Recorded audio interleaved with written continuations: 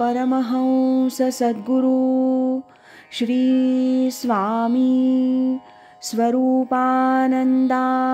नमः। पावसचा प्रेमदीप परमपूज्य स्वामी सत्यदेवानंद सरस्वती यांनी लिहिलेल्या परमहंस सद्गुरू स्वामी स्वरूपानंद यांच्या चरित्र ग्रंथातील आज ऐकूया प्रकरण 13 पावसचा प्रेमदीप शांततेवतो याचा भाग 3। गुरुवर्यांच्या सर्व ग्रंथांच्या पहिल्या आवृत्तीच्या प्रती अल्पावधीत संपून दुसरी आवृत्ती छापण्याचे विचार स्वामींच्या निकटवर्ती भक्तवर्गात सुरू झाले। विशेषतः अभंग ज्ञानेश्वरीसारख्या प्रचंड पृष्ठसंख्येच्या ग्रंथाची वाढत्या महर्गतेच्या काळात दुसरी आवृत्ती छापायची म्हणजे किमान 40,000 रुपयांची रक्कम उभी करणं जरूर होतं। ह्या कार्यासाठी एखादी संस्था स्थापन केल्यास समाजाला देणग्यांसाठी आवाहन करणं अधिक सोयीस्कर होईल आणि संस्थेमार्फत संप्रदाय वर्धनाची आणखीही कामं हाती घेता येतील असं सर्वानुमते निश्चित होऊन जुलै 1967 मध्ये स्वामी स्वरूपानंद सेवा मंडळ पावस रत्नागिरी ही रजिस्टर्ड संस्था अस्तित्वात आली। संस्थेचं प्रगतीपथावर असलेलं कार्य वार्षिक अहवालातून चाहते मंडळींना समजलं आहे आणि समजत आहेच। 1967 जुलैच्या पहिल्या सभेत संस्थेच्या कार्यपद्धतीचा आदर्श म्हणून कार्यवाहांनी जी भूमिका मांडली आहे त्यातील 2-3 अत्यंत महत्त्वाचे मुद्दे इथं सांगणं इष्ट वाटतं। ते विचार फार मोलाचे आहेत। आपली ही संस्था सेवेसाठी आहे, कोणताही व्यक्तिगत किंवा सामुदायिक आर्थिक लाभ मिळवण्यासाठी नाही। या कार्यात आर्थिक कारणासाठी संघर्ष होण्याची शक्यता वाटत नाही, परंतु मानमरातब किंवा माझंच म्हणणं लोकांनी मानावं अशाकरिता जो संघर्ष होतो तोही संस्थेत होऊ नये अशी आपण ईश्वराकडे प्रार्थना करू। सर्वांचे विचार ऐकून आणि समजून घेतल्यानंतर जेव्हा एखाद्या गोष्टीचा निर्णय करावयाचा असेल त्यावेळी तो एकच असावा, त्यात 17 एकीकडे आणि 15 विरोधी असं म्हणण्याची वेळ येऊ नये। प्रत्येक कार्यात आणि प्रत्येक निर्णयात काही दोष असणं शक्य आणि स्वाभाविक आहे, म्हणून सर्वांना पटेल तेवढाच करावं। मतभेदाची तीव्रता वाढू नये यासाठी आपण सदैव जागृत राहिलं पाहिजे, कारण ही संस्था शेवटी अहंकार विसरण्यासाठी आहे, तो पोचण्यासाठी नव्हे। समंजस विचारांच्या एवढ्या भक्कम पायावर उभी राहिलेली ही सेवा मंडळ संस्था गुरुवर्यांच्या कृपाशीर्वादानं फार झपाट्यानं वाढू लागली। संस्थेतर्फे अप्पांच्या अभंग ज्ञानेश्वरीची द्वितीय आवृत्ती तर प्रसिद्ध झालीच, पण पूर्वीच्या अनेक स्वामी विरचित ग्रंथांचं पुनर्मुद्रण आणि नवीन नवीन सांप्रदायिक ग्रंथांची छपाई होऊन संस्थेचं मूळ उद्दिष्ट मोठ्या प्रमाणात साकार होऊ लागलं। संस्थेच्या संमतीनं 1969 सालच्या मे महिन्यात मुंबईच्या श्री दीपलक्ष्मी मासिकानं स्वामी स्वरूपानंद विशेषांक प्रसिद्ध केला आणि गेली 2 वर्ष पुणे इथल्या परमार्थ मासिकाचे संपादक स्वयंस्फूर्तीनं वर्षातून 2 स्वामी विशेषांक छापित आहेत। त्यातून स्वामींच्या चरित्रासंबंधी आणि तत्त्वज्ञान विषयक लहान मोठे लेख येतात। सोहमभाव उपासनेबद्दल समाजाला सुयोग्य कल्पना यावी या हेतूनं सेवा मंडळानं नाशिकचे सोहमसिद्ध महापुरुष ब्रह्मीभूत श्री गजानन महाराज गुप्ते यांचा अत्यंत दुर्मिळ झालेला आत्मप्रभा ग्रंथही छापून प्रसिद्ध केला। दीपलक्ष्मी मासिकाचा विशेषांक वाचूनही पुष्कळ मंडळी पावसला वारंवार दर्शनार्थ येऊ लागली।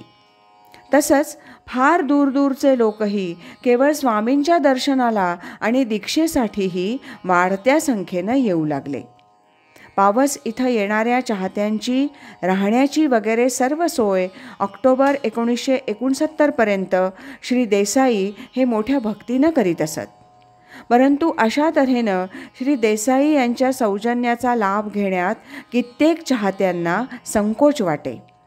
ह्या सर्वांवर विचार करून सेवा मंडळानं त्याच सुमारास म्हणजे नोव्हेंबर 1969 साली स्वरूपाश्रम स्थापन केला.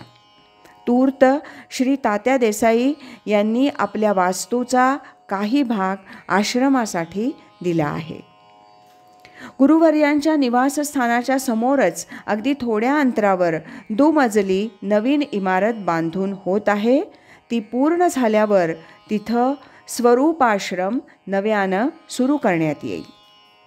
गेल्या 3-3.5 वर्षात ठिकठिकाणी सांप्रदायिक बंधू भगिनी आठवड्यातून एकदा एकत्र जमून सामुदायिक सोहम ध्यान, ज्ञानेश्वरी नित्यपाठ, आरती, परस्पर परिचय वगैरे कार्यक्रम करीत आहेत.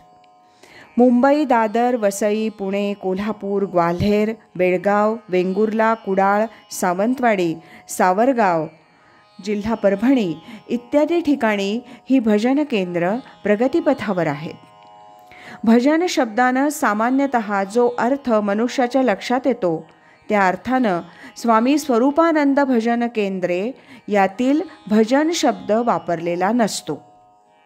हरिभजनात सहजता, सेवाभाव आणि स्वाभाविक आनंद असल्यामुळं ते लक्षात घेऊन स्वतः गुरुवर्य हे सोहम ध्यानाचा उल्लेख भजन असा करीत असतात आणि त्या अभिप्रायानंच सर्वत्र संप्रदायात भजन शब्दाचा अर्थ लक्षात घेतला जातो. असं एक सांप्रदायिक भजन केंद्र कोल्हापूर इथं उत्तम चालू आहे. तिथल्या सांप्रदायिक अनुयायी मंडळींना श्री सिद्धचरित्र ह्या आपल्या गुरुपरंपरेतील अत्यंत दुर्मिळ पोथीची माहिती समजली आणि सेवा मंडळानं त्यात लक्ष घालून त्या पोथीच्या अस्सल हस्तलिखिताला अनुसरून एक मुद्रणप्रत तयार केली आणि प्रस्तावना, टीपा, पाठभेद, छायाचित्र, सप्ताह पद्धती वगैरे वैशिष्ट्यांसह सदर सिद्धचरित्र पोथीची द्वितीयावृत्ती सुमारे 80 वर्षानंतर अतिशय सुबक छापून इसवी सन 1970 सांप्रदायिकांना आणि इतरही चाहत्यांना अल्पमूल्य घेऊन उपलब्ध करून दिली. काही सांप्रदायिक साधक अगदी एकांतात निदान 1 आठवडाभर राहून ग्रंथपठण, ध्यान, चिंतन असं करू इच्छितात.